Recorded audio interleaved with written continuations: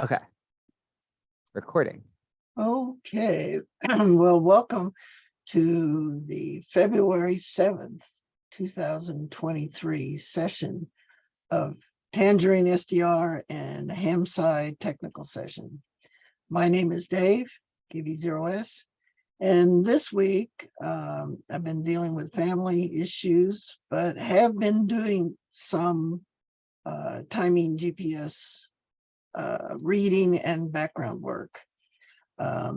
So we're making slow but slogging progress. Some people are moving a little faster than I am. So that's it for me. Next on the list, we have Nathaniel, W2NAF. Go ahead, Nathaniel. Thanks a lot, Dave. It has been a very busy week, as always. I think we're making good progress on a lot of things. Let's see, I'm trying one thing right now. Supposedly, let's see, what's important. Okay. I am trying to get in touch with Scotty. I have not been able to get in touch with Scotty for like the last week and a half. So I'm hoping if anyone's able to get in touch with Scotty, I'm trying to reach him. Because I'd really like to get those Tangerine boards out the door, and I'd really like to have them show up in person at the Hamside workshop. And I think that's possible. The other thing is I know that we have those magnetometers ready to sell. They're not totally kitted and everything, and all the instructions aren't in place.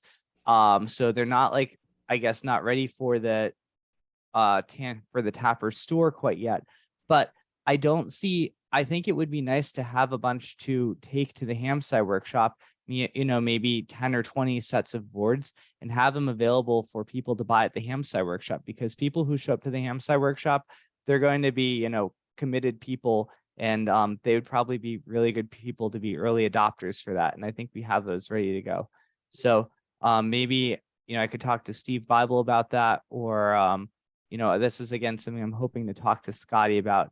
Maybe Dave Witten and Jules have some thoughts about that as well. I've been working with Hyomin and the Alabama people. And I know Hyomin can give an update on this, but Hyomin and the NJIT team, they now have a copy of the Personal Space Weather Station Central Repository code that they can work on and develop. So the NJIT people are actually working on developing a visualization interface for the magnetometer data. So that way the Alabama people can focus on like the data uploading in the back end. The NJIT people can actually, since they're actual magnetometer scientists, they can work on that data visualization. Some other good things, Rachel Bodeker is the new PhD student for the new GRAPE grant at Case Western, and she's starting up now. So that's really good. I'm really having her focus on, right from the get-go, on more of the data analysis and the scientific analysis rather than the logistics of getting things out the door. So, I'm working with Gary over here. I'm working with the other Case people at the Thursday Telecon. I'm trying to get them to handle the logistics of getting the grapes out the door, sent out to people, things like that. I'm trying to really clear the way for Rachel to just focus on being a PhD student and doing the analysis. And so I now have her meeting every week with myself, with my master's student, Devin Deal, and with Joe Huba, the Naval Research Laboratory SAMI 3 person. And we started those telecons up today. So I think we're on a good trajectory there. And an update for Bill Engelke. I have heard from my IT department, they think that I should be able to log into the new server.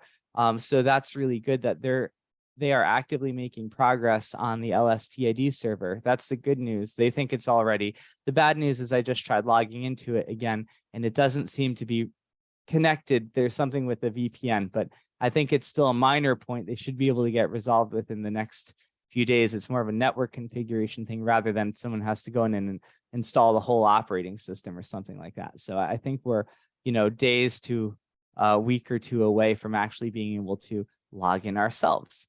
I've been working with Dylan over here on figuring out how to get him to the Hamside workshop. I've been working with a lot of the Hamsai workshop stuff too. And the crowning glory of my week was I bought a new car on Saturday. So I'm very excited about that. I really wanted a manual transmission Subaru Crosstrek that was a color that was not white, black, or gray or silver. And Rachel and I drove 3 hours to Long Island on Saturday morning, got the car. It worked out wonderfully. I named the car Zippy. It's absolutely beautiful. And then we drove home. On the way, we stopped at my hometown, which is halfway between here and the dealership. Had lunch with my mom and Dr. Mary Lou West at the local diner in Bloomfield, and then drove the rest of the way back. And it was a wonderful weekend. And classes are going along just fine. So back to Net. Yes, Nathaniel, I'll give you a short information about Tapper. Okay. We did have a board member, and all the board members were present on the Zoom. We worked through some of the issues we're having and have some plan in place. Okay. And Scotty was at that Zoom call, so. Great. I feel like I know that Scotty is going through a lot right now with his build and everything, and I totally get that. I think it seems like he's at a point where he's very close to handing those boards off to someone else. Yes. And I feel like the sooner he can do that, the better. Yes. And then that will kind of free him up a bit and help everything to move along nicely. So He was in the minutia of a testing algorithm okay. that he was having trouble with at the time. Okay. That's what he reported. Okay. So that's a little bit of news from that, but Well, that's good. I mean, so he's actively working on it. yes. Okay, Yes. that's really good to hear. And I've worked things out. I know we want Dylan to work on the case for this thing, but I worked out a nice thing where if the case thing doesn't work out, Dylan's going to give a presentation on and represent Youth on the Year at the Hamsai workshop, which he Okay. was at last week. So Very last good. year. So I think that'll be a good way for Dylan to be involved while he's still in a holding pattern for the case stuff. So yeah. Okay, let's go on down the list. And next on the list is Jim, K4BSE. Go ahead, Jim. Good evening. Unfortunately, not a whole lot here. I've been tied up on a couple of non-ham activities, and there's not a lot of time for ham radio. But Nathaniel, if I'm wondering if you do make those magnetometers available at the conference, if it'd be possible for some of us who can't get to the conference to get a hold of one too. Absolutely. I would fully support that. I think those things are probably going to be, the plan was to have Tapper sell them. So, Right. I would leave it up to, Dave Larson and the Tapper board to set the pricing for that and stuff like that. But certainly people who are on this call who participate regularly, I would fully support you getting boards sooner rather than later. Okay, great. Yeah. It seems reasonable to me. Mhm. Next on the list is Mike, AAAK. Go ahead, Mike. Oh, thanks very much. Yeah, I support that. I'm eager to get some boards and get monitoring. Yeah. Back to you, Dave. Okay. And next on the list is Bill, AB4EJ. Go ahead. Thanks, Dave. Good evening. Not a whole lot to report here. I did get my students on the road towards getting their travel arrangements to go to the Hamsai workshop. Also, AFAA sent me a flyer for the SEQP, which I've had printed. I'm going to take 100 copies of that to the PAMcation and give them out of the Tapper booth. Maybe get a few people signed up for that. And in car news, congratulations on your new car there, Nathaniel. We expect to see a picture of it. I can do that. I had to take my car, which is a Tesla Model S, the passenger side front handle, door handle quit extending when it was supposed to. So really wasn't any way to get in that side of into the passenger seat, unless you would let in from the other side. So I had to take the car to Brandon, Mississippi to have it worked on. And they worked on it all afternoon. They had to replace all the electronics in the door. And I'd noticed that there was a light over there that wasn't working. They fixed that, and they only charged me $300 for a 5 hours worth of work on the door. That's amazing. But anyway, but what they also did was they let me sit in the showroom for 5 hours with a Tesla Plaid edition. And so this started my brain fermenting, but yeah, anyway, that's a story for another time. But anyway, back to Ned. Very good. Oh, and good news, I just got a text from Scotty. He writes that he can't make the telecon tonight, need to talk tomorrow. Let me know is a good time to call. So I will work with him on talking tomorrow. Okay, good. Next on the list is Bob in 5BRG. Go ahead, Bob. Hello, everybody. I don't have a lot to report. I'm working on my projects here, but don't have a lot. So back to you, Dave. Okay. Next we have David in 1 HAC. Go ahead, David. Hello, everyone on the net. Been busy with a bunch of things this week. We'll see. Hoping that we can get some real data through the Tangerine systems one way or another eventually. Just had an interesting thing to report ham radio wise. We've got someone who's talking about wanting to put a kilowatt amplifier in an RV and how he would do that. And a bunch of us are saying, well, first 100 watts is enough. And second, I just worked a guy who's down on St. Martin,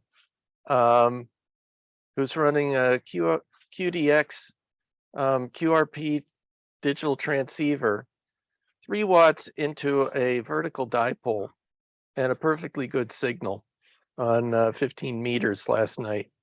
So, a little power and a wet noodle will do it when you have good conditions. So I guess I'll put it back to net. Okay, fine business. Next we have Don in K1VX. Go ahead, Don.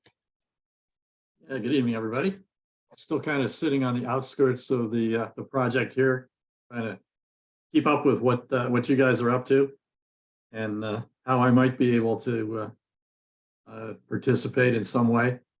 Spent the last week in Cocoa Beach, which is a really good place to be in January.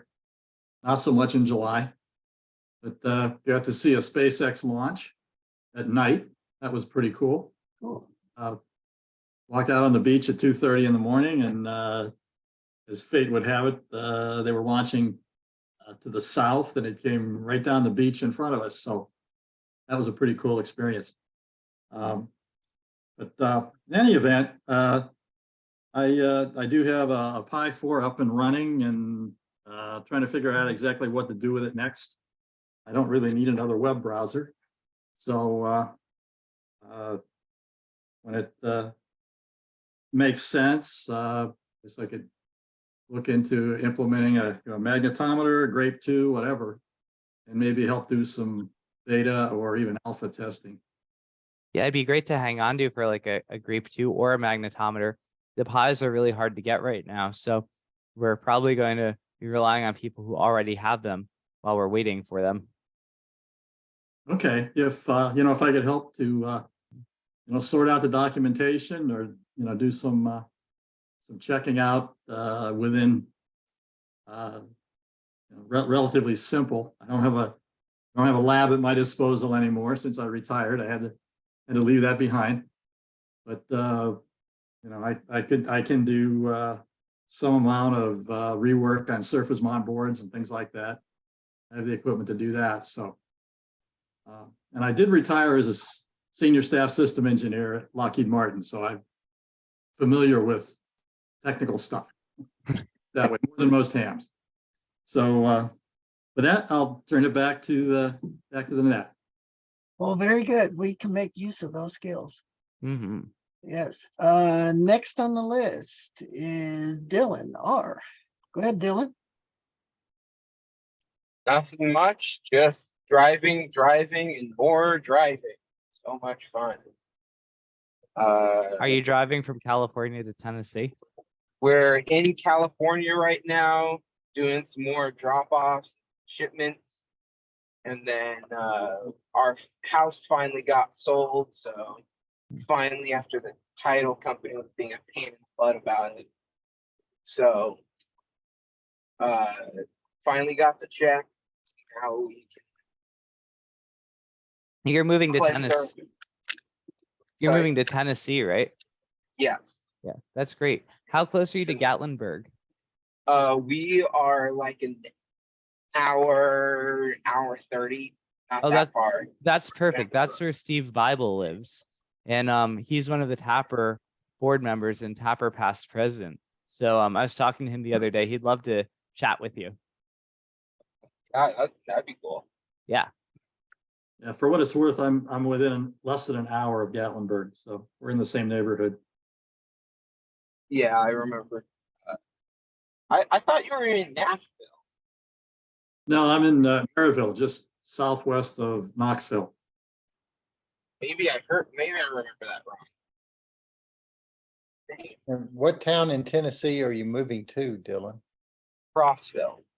Rossville, okay. Right down the street from Buc-ee's. Yep. We never went to a Buc-ee's before, and then next thing, like what, 6 months after we start moving there, we find out, oh, there's a Buc-ee's being made there. And we're just like, huh, that's Some crazy. beaver nuggets. They're really good. I like them. Well, So, but finally got the house sold, and we finally were able to cleanse our hands of that. But now we still have to move our final Connex. That one's gonna be fun. So, but other than that, I don't have anything else. So I'll send it back to Net Control. okay. Next on the list, we have Yeoman Kim, KD2 MCR. Go ahead, Yeoman. Hello, everyone. The only update that I have right now is that, as Nathaniel mentioned, we had a meeting with Bill Engelke. So a computer science student at NJIT is now working with the Alabama team to implement the magnetometer data portal, so that data can be displayed on the website. So we are making toward being user friendly. So yeah, I mean, there's no big update for now, but the good thing is that we are in the business right now, working on that data portal. So that's all I have to say. Yeah, glad to see the Korean national flag in the background, Terry's background. So I know you are working with Copri. So I'm also working with Copri with Dave Mega here. So great to see in the background. Back to Nat. Okay. Next on the list is James, KG4 DSG. Go ahead. Good evening, Dave, the group. Not much to report here, just listening in as usual. Sorry to see Scotty can't make it, but I understand what's going on. Back to the net. Okay. Next we have Jay Schwartz, WB8 SBI. Go ahead, Jay. Hi there, everybody. Just really nothing to report here. A minor thing, I've signed up for W1AW Stroke 8. We'll be here in Michigan later in February, so I'll be operating FT8 for several days on that. So otherwise, just counting the days till we get there and at the gathering in Scranton. So otherwise, take care, everybody. Stay safe. Back to net. Okay. Next on the list was we talked to Jim. So Jonathan, KC3 EEY. Go ahead, Jonathan. Hi, everybody. It's been a fairly busy busy week for me. What I started on doing was what most you might not realize is that that the VLF spectrum data that I record at Nathaniel's house that could be streamed over the network. And so it could be streamed either over the internet or over a local area network to other machines that can do different sorts of signal processing and different sorts of signal processing chains. Also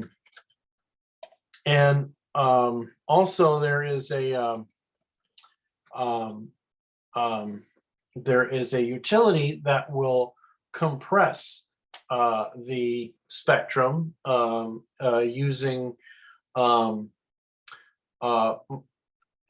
encoding.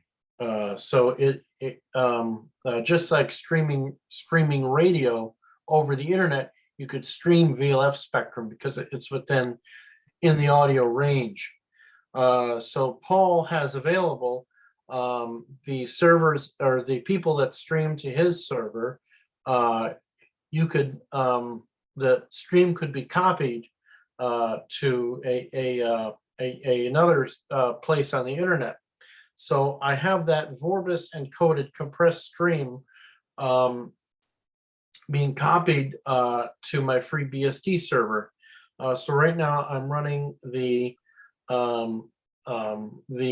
SID detector that will capture compressed spectrograms, and also the event detector to capture natural radio events, and the TOGA utility to capture time of group arrivals for spherics.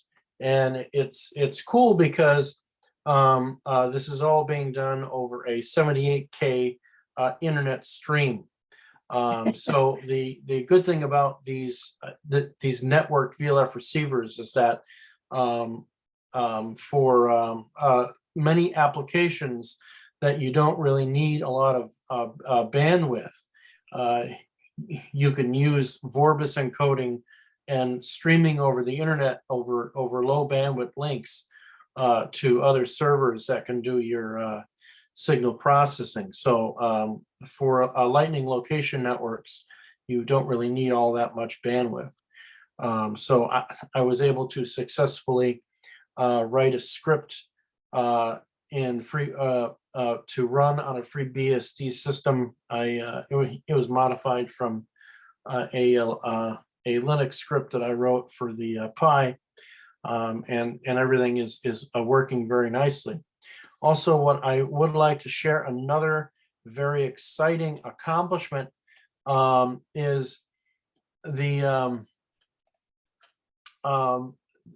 amateur burned DL3 JMM has transmitted a carrier on 5170.03 hertz. So the Dreamers band not only consists of 8270 hertz, but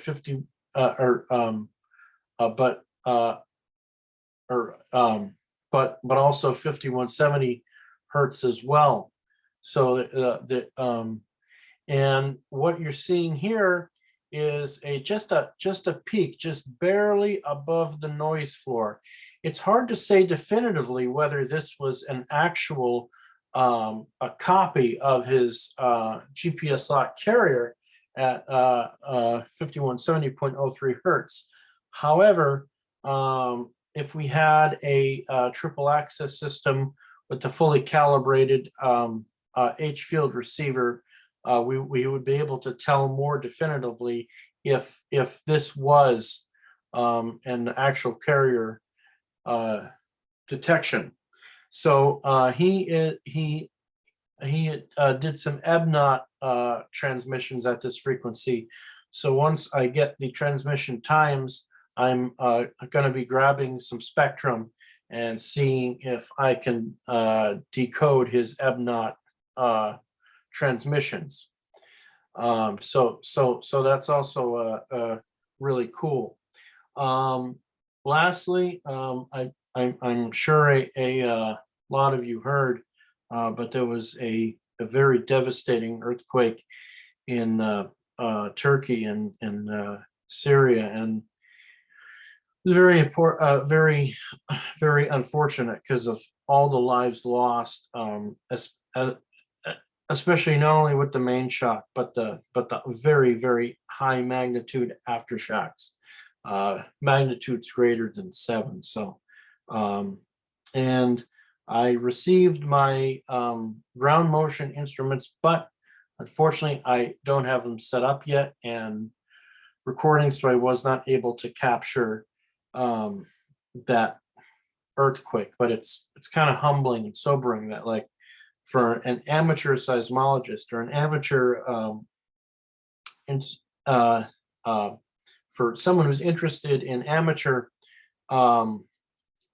instrumental seismology, you always want to capture, a really nice earthquake event on your instrument. But at the same time, unfortunately, these events can be very devastating. So that kind of hit me there for a moment. Lastly, Nathaniel and I, we worked on getting the grape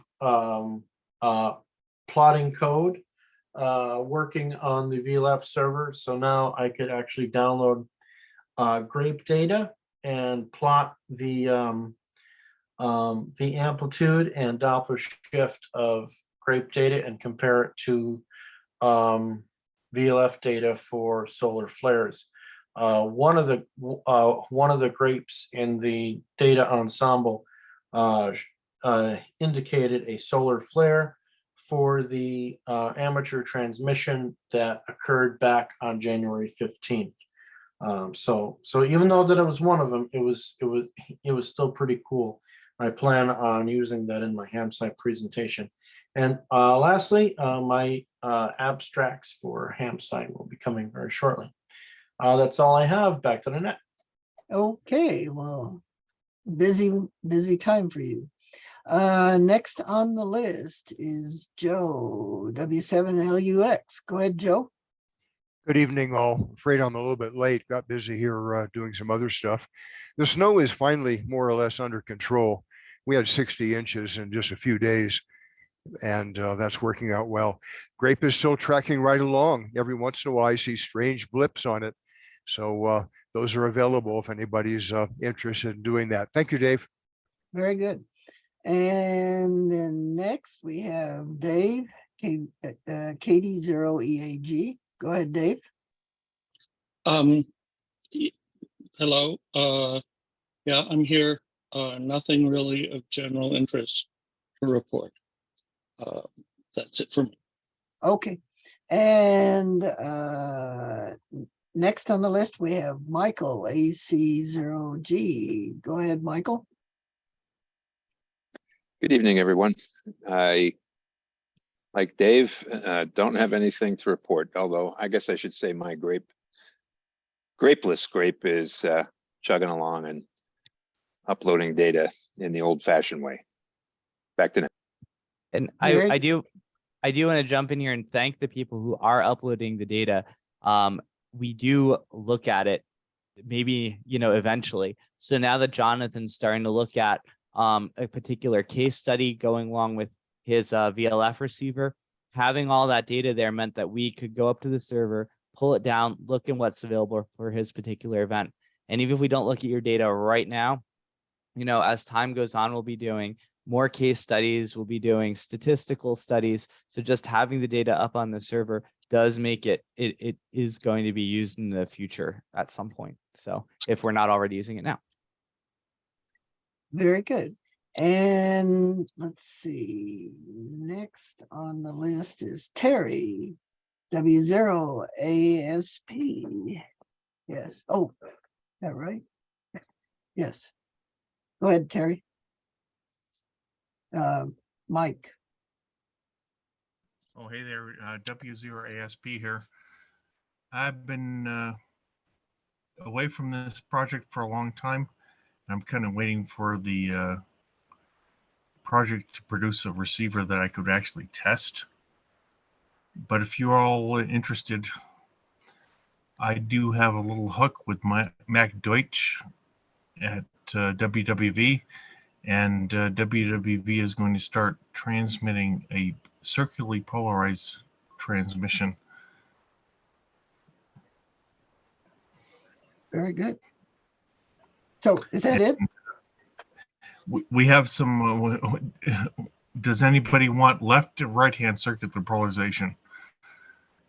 Well, I'm left-handed. It should also be noted that Terry Bullitt over here also probably knows more about ionosonde and ionogram data than anyone else on this call. So, Terry, which frequency will be circular polarized? 25 megahertz. Oh, okay, Okay. good. Yeah. Hey, You know when that Nathaniel, will start? Nathaniel, I thought you said that I knew more. you need what? I thought you said I knew more on the subject. Oh, no, Terry absolutely hands down knows more about ionosondes and ionograms than anyone else on this call, including me, far and away. Yeah, you said on the other meeting that I knew more. I don't know. Terry's here now. I'll just say, Terry, I have actually built ionosondes, but that was a long time ago with Millett Morgan. Well, I have built and deployed over 100 of them. Yep. Wow. So Not to brag. Excellent. What are those? anyway, For Dylan, ionosondes are vertical HF radars that are used to measure ionospheric electron densities and other properties. And they're kind of the standard ionospheric instrument that is deployed on a global scale. So it was sort of it's not, I wouldn't say exactly the same, but it's sort of the same stuff as the GNSS, GPS stuff. They're we talked about related. in Yoda. So yeah, Related, okay. so the GNSS TEC, total electron content, that will give you a measure of the total number of electrons between the ground and space, but just a single number. The ionosondes will actually give you a profile of the electron density up to the peak of the F region. So they give complementary information. You can get, ionosondes will give you generally more information about the bottom side ionosphere, but there's a lot more TEC data. So you have to use them together. So is the transmission from WWV going to be like on a programmed basis at certain intervals, and they'll switch between different emission types, or will it just be a constant circular polarized signal, do you think? Well, that's a good question. I believe that the signal, I know for sure that the signal that WWV will transmit on 25 megahertz polarized will be exactly the same transmission on all their other frequencies. How fast they can switch polarizations is to be determined. Okay. Now, is it circular polarized going up, or how is it? I mean, it's on a vertical dipole now, is it not? Negative. WWV on 25 is on a horizontal dipole. Oh, okay. It's a turnstile antenna. Turnstile. Okay. So it is circular vertically, but you're going to get it vertically. Right, but you're going to make it vertical in the horizontal, also circular. That is their capability. They can. Interesting. They have two orthogonal dipoles that they can feed with power at about 2.5 kilowatts on each dipole. And I do not know how they control the phase. I'm going to get back with Matt Deutsch to learn more about that. Is there any way to get more information on that? Or get on a, is there like a group or anything? Well, at this point, it's experimental. Right. Oh, I know, but I'm glad it's on the air.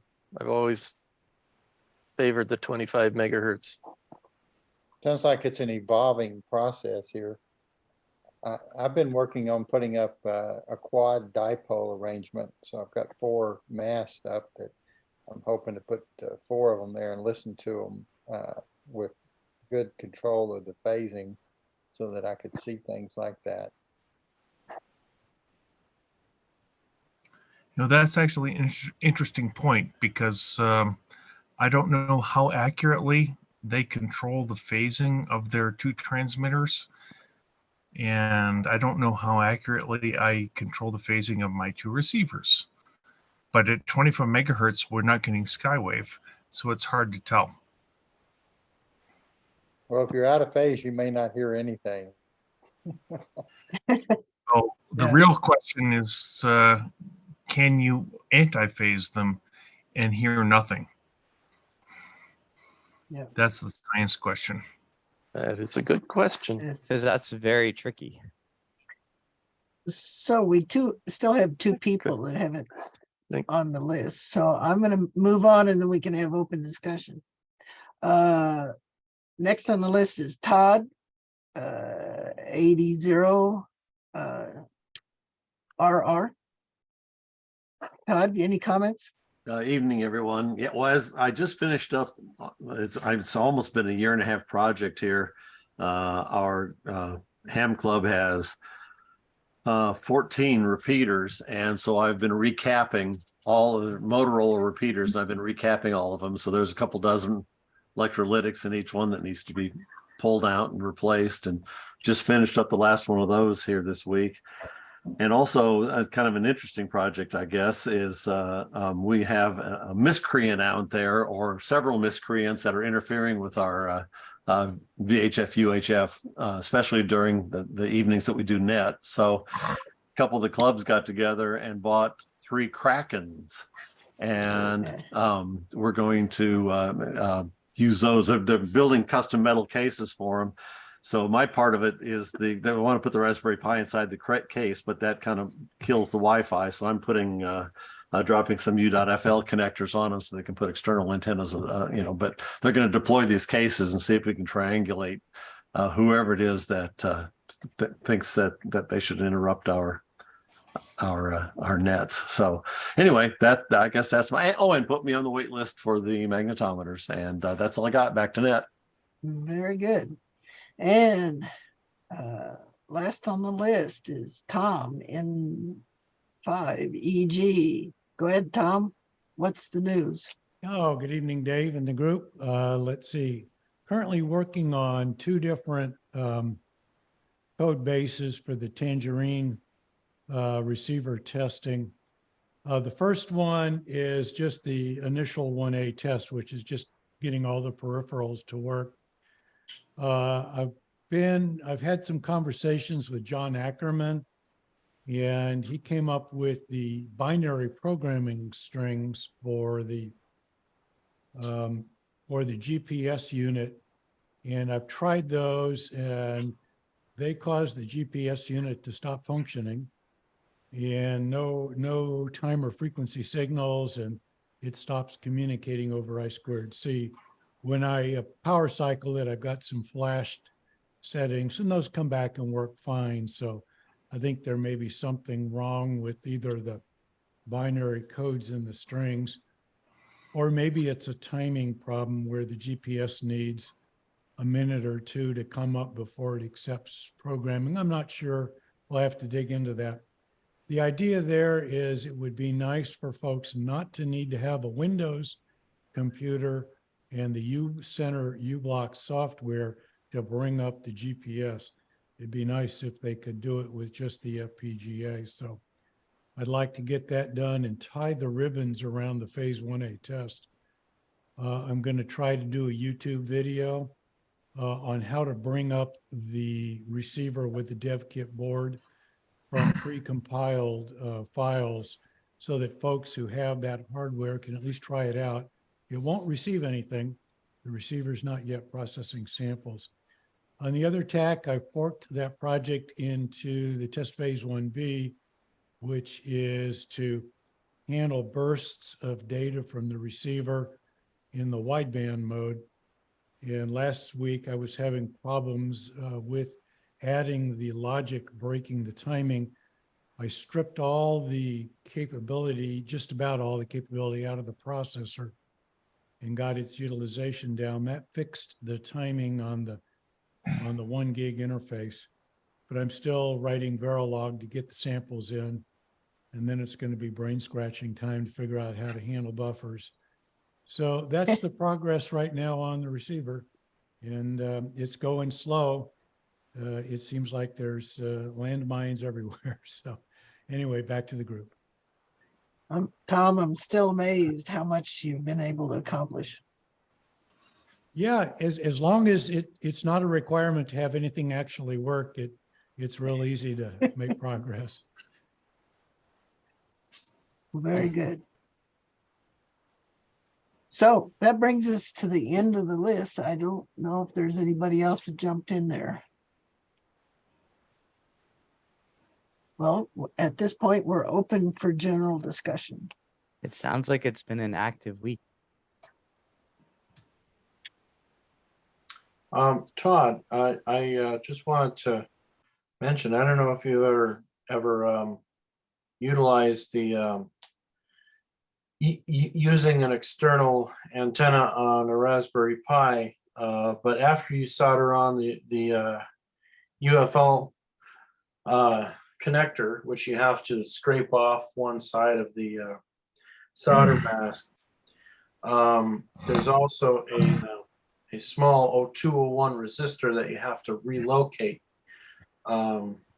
because that will reroute the Wi-Fi signal from the external antenna to that UFL jack. So it's not just putting on the jack, but there's that resistor that you have to relocate, and you only have to the pad to route it to the jack is right by where it's actually soldered to, but you have to obviously desolder the whole thing. But that could be a challenge because I was able to remove it with my soldering iron. But even with my smallest tweezers and working with the smallest tip and solder that I had, it was very challenging to solder that 0201 in place because the pads don't actually, the spacing isn't close enough where it should just solder nicely. It's a little bit too much of a distance, so you have to line it just right to make sure the end caps meet with the pads, and you're able to solder it in place. It was a challenge for me to do, but I did get it soldered, and it did work. And that's actually that's the Pi that's at Nathaniel's house right now. Is that a Pi 3? That is a Pi 3B, yeah. Okay. Yeah, I've heard reports that the external antenna is something like 40 dB better than the one that's on the circuit board. Yeah, and the only reason why that I use the external antenna was I put it inside an aluminum enclosure to keep the noise input to the VLF system at a minimum. So that's why that I only used it. Otherwise, I would have let it go. But yeah, you do get much better performance with an external antenna. Yeah, could you fit a slightly larger resistor like an 0402 on the pads? Would they bridge, or would it be too large? I believe it's too large. Like, okay. I think if it's placed just right, you could get it on there. But but just the end part of the end cap would just barely fit. So 0201 is better, but it's still very difficult to do. Yeah, they make soldering tweezers, which basically look like tweezers, but both tips are heated. And folks use those to remove resistors that are very small. I don't know if that would help you place one as well or not. I actually had those the Hacko version of those tweezers, and the tips that I had for them, they were just too big. Actually, I used the one end of the tweezers to actually remove the existing 0201 jumper. That's how big that it was, but I don't know if Hacko makes tips for something that small. Yeah, my recollection is that resistor is a 0 ohm resistor. Is that correct? Yeah, it's just a jumper, and I believe it's there for Wi-Fi regulatory testing of the onboard antenna, because I think in the testing configuration, the resistor is soldered, so you can solder a UFL jack to the board, and the jumper routes the signal to the a board's antenna, and I believe that was for regulatory testing of the antenna. Okay, well, it's convenient that you can just rotate that resistor and add the connector and get external. That's very convenient. Yeah, I mean, it definitely could be done, but I believe it's discouraged by the Pi Foundation because it obviously negates the regulatory testing that was done, and doesn't meet spec, obviously, if you do that, but it can be done, and it does work, and it is effective, but you just but that little resistor is can be a challenge. So is there any reason you couldn't just put a small jumper in there? Well, the pads are so small that yeah, you could put a jumper in there, but I just purchased an 0201 0 ohm jumper. You could put a little piece of wire in there, but working with the actual jumper is much easier. It's still very difficult to do, but I would recommend just going on DigiKey and ordering 10 of them and giving it a try. Okay, yeah, I figured I would just use my hot air station to do the soldering, but and I have a good microscope too, so. Yeah, I mean it could be done, but you just have to make sure that that resistor is taken out, and you know, you could reuse it if you want, or you could use a new one, which is easier to deal with. Yeah. Okay, thank you. Mm-hmm. Tom, is that binary stream that you're feeding available somewhere where maybe somebody else could experiment with sending that into a GPS unit and timing and things like that? Yeah, apparently it can be derived a couple of ways. One is to use the uCenter software on Windows and bring up the monitor window, which shows the bytes that it's sending to the GPS device. Where I got them from, there's a Python library where you can make a function called UBX, and you pass all the parameters to it, and it will output the binary stream. And then, of course, you got to write a little code to format it into something. I wrote a couple of lines of code so it becomes a C-style hexadecimal string, OXFF, OX, 3C, OX. And then I pasted that in. And so I just took it from the parameters that John Ackerman gave me, took the byte outputs of those and pasted them into the initializer code. And, is the string I'm pasting in right or wrong? Who knows? Is there a timing issue? Who knows? I'm able to send the UBX monitor command, which I found using Google search. It's like 6 bytes, and that works. when done manually, but I'm not getting the anything to work otherwise. So let me find the name of the library. You pip3 install the library into Python, and I'll send you a copy of the code and see if I can remember the Python library. Okay, yeah, and I have the uBlock Center set up with a few different GPS units, so I might Okay. be able to find some time to experiment with that a little bit. Yeah, that seems to work real well. You know, gives you a great indication of what's going on, but I think it's a bit much to ask somebody to have both a Linux box and a Windows box in order to bring up the system. That's a little bit beyond painful. No, I've actually thought about doing the same thing, putting that kind of a string in a pick so that you could fire that thing up in the mode you want it in.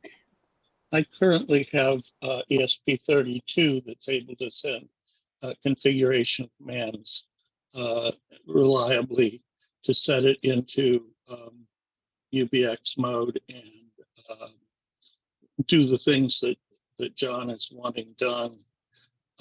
Haven't captured the output stream of that, but it makes it very simple with a little $10 board.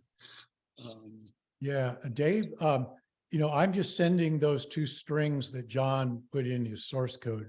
I'm not sending anything to say, hey, go into binary command mode, or hey, do this or do that. So it could be very well be that you've got something in there that answers the question I'm trying to find here. Yeah, the library is, I think, PyUBX2 is the name of it. And you could just do a pi, you know, a pip install PyUBX2 if you want to download it just for others.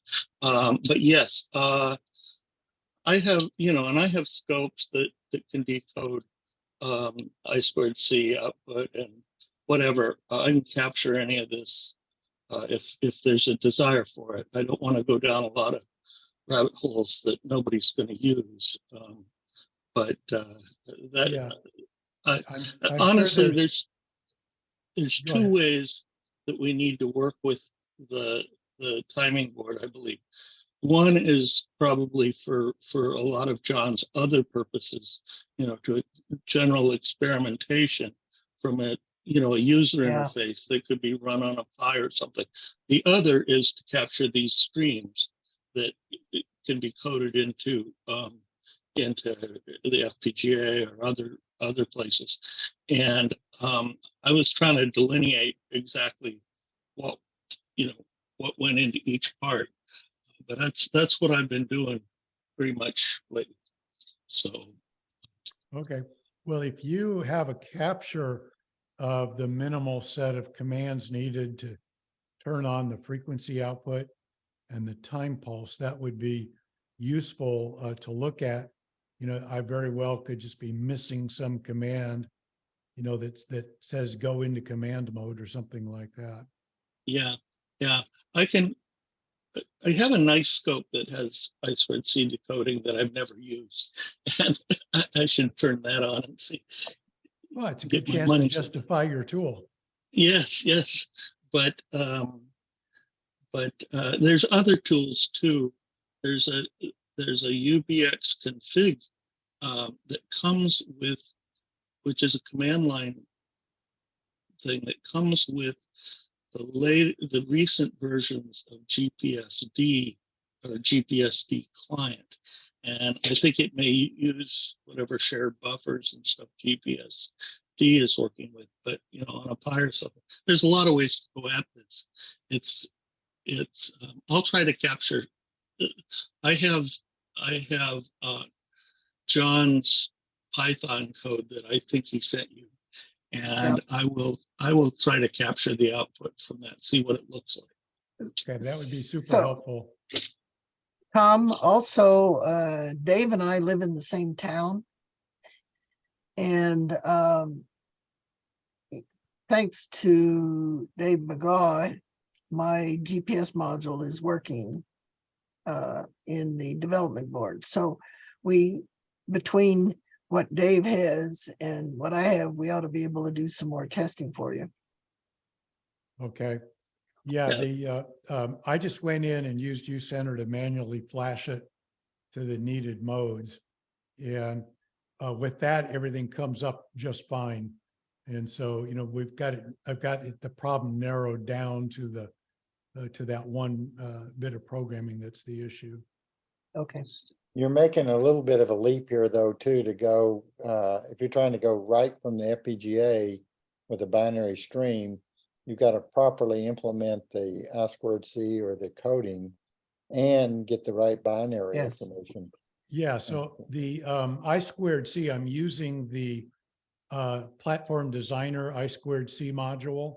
Mhm. And it talks, that module, the identical wires also go to the frequency synthesizer chip. It has a different slave address, but it's on the same clock and data lines, and that program's perfect. So you're confident that your method of generating I2C is okay, or you feel like? Yeah, I've been able to send the 6-byte uBlocks monitor command, the binary, and have the chip ACK it. Not only I2C ACK, but then the F9T ACK in the binary stream as well, and then have it spit out the text GPS messages. I've got all that working. And so I think we're down to a pretty small subset of things that could be wrong here. Does that platform designer control the speed that you send it out at, the clocking rate, and the address of the I2C device? Yeah, it's a full macro. I have it set for 100K, and it has the full, it does the full I2C protocol. So it's got, you tell the driver the slave address, and you give it counts for transmit and or receive signals, and so it's a standard tested Intel intellectual property module. Okay. Interesting. I'm have to step out. I need to do some stuff with my wife. So I'll say 73. Before you go, Dave, Will Tapper, who's the best person to go through about getting magnetometer boards for sale at the Hamsai workshop and making them available to people on this group? Unfortunately, Scotty has all of them Okay. right at this point. Okay. I'll So try to you talk got to with him. talk to Scotty. Okay. Sounds great.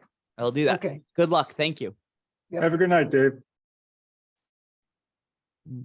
I have a couple things to show.